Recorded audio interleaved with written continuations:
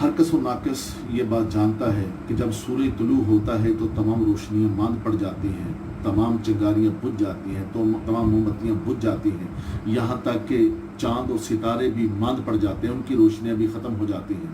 اس لیے کہ سورج کی روشنی میں کسی چنگاری، کسی موم بتی کی روشنی کی کوئی ضرورت نہیں ہوتی۔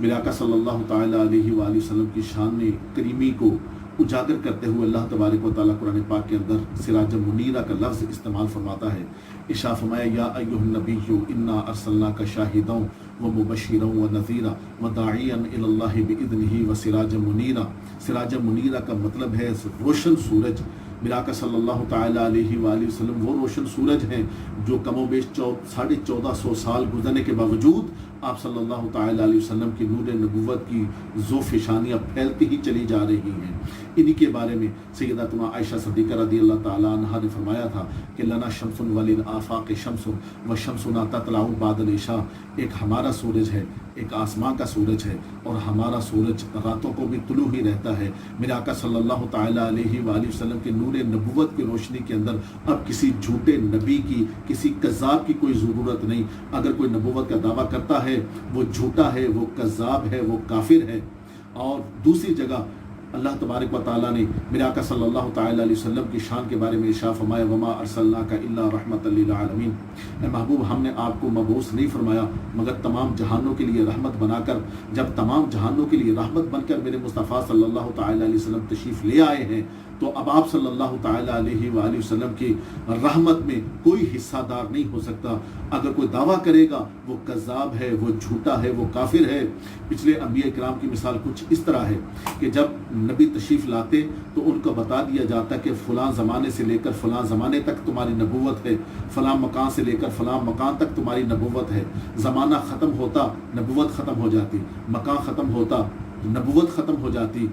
جیسے ہی میرے مصطفیٰ صلی اللہ تعالیٰ علیہ وآلہ وسلم کی آمد ہوئی فرمایا وما ارسلناک الا رحمۃ للعالمین، محبوب سارے زمانے بھی تیرے ہی ہیں، سارے مقام بھی تیرے ہی ہیں، اب ہر زمانے کے اندر سکہ تیرا ہی چلے گا، اب ہر زمانے کے اندر رحمت کا ظہور، تیری ہی رحمت کا ظہور ہوگا۔ پھر اگلی جگہ ارشاد فرمایا الیوم اکملت لکم دینکم، آج میں نے تمہارا دین تمہارے لیے مکمل کر دیا۔ 1,23,000 کم و بیش میرے آقا صلی اللہ تعالیٰ علیہ وسلم سے پہلے جو انبیاء کرام تشریف لائے وہ سارے کے سارے دین کی تکمیل کے لیے آئے، شریعت کی تکمیل کے لیے آئے، اللہ تبارک و تعالیٰ کا پیغام پہنچانے کے لیے یہاں پر تشریف لائے۔ مگر چونکہ ہر نبی آتا ایک زمانے کے لیے، ایک مکان کے لیے، ایک مخصوص زمانے کے لیے، ایک مخصوص مکان کے لیے تشریف لے کے آتے، مگر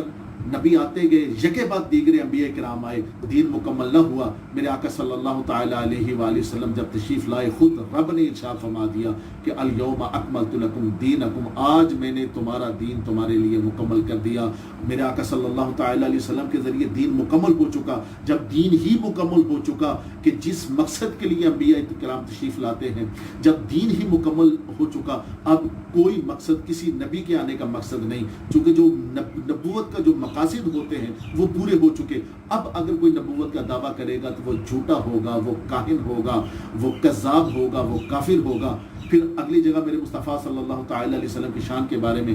اللہ تبارک و تعالیٰ ارشاد فرماتا ہے کہ ما کان محمد ابا احد من رجالکم، یہ محمد صلی اللہ تعالیٰ علیہ وآلہ وسلم تم میں سے کسی مرد کے باپ نہیں،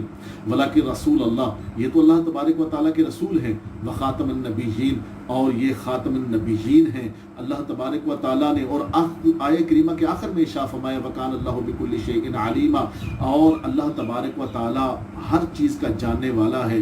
اس لیے ارشاد فرمایا کہ اللہ ہر چیز کا جاننے والا ہے، کہ وہ علام الغیوب ہے، اس کو پتہ تھا ایک وقت آئے گا کہ لوگ جھوٹے لوگ، کذاب لوگ اٹھیں گے اور میرے مصطفیٰ صلی اللہ تعالیٰ علیہ وسلم کی ختم نبوت پر ڈاکہ ڈالنے کی کوشش کریں گے۔ ارشاد فرمایا وخاتم النبیین، میں نے اپنے مصطفیٰ صلی اللہ تعالیٰ علیہ وسلم کو ختم نبوت کا تاج پہنا کر اس دنیا کے اندر مبعوث فرمایا۔ پھر میرے آقا صلی اللہ تعالیٰ علیہ وسلم نے خود اپنی زبان حق کے ترجمان سے ارشاد فرمایا لا نبی بعدی ولا امتی بعد امتی، میرے بعد کوئی نبی نہیں اور میری امت کے بعد کوئی امت نہیں۔ امام اعظم ابو حنیفہ رضی اللہ تعالیٰ عنہ نعمان بن ثابت،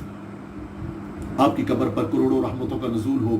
آپ نے ایک ایسا ارشاد فرمایا جو دلوں کی تختیوں پر لکھنے کے قابل ہے. آپ نے ارشاد فرمایا اگر کوئی جھوٹا کھڑا ہو کر یہ کہے کہ مجھے موقع دیں، میں اپنی نبوت کے دلائل دیتا ہوں، آپ سنیے، میں ثابت کرتا ہوں میں نبی ہوں. ارشاد فرمایا جو اس کے دلائل سننے کے لیے رضامند ہوگا وہ بھی کافر ہے. ہم اپنے نبی صلی اللہ تعالی علیہ وآلہ وسلم کی ختم نبوت کو بغیر دلیل کے آقا علیہ الصلوۃ والسلام کو آخری نبی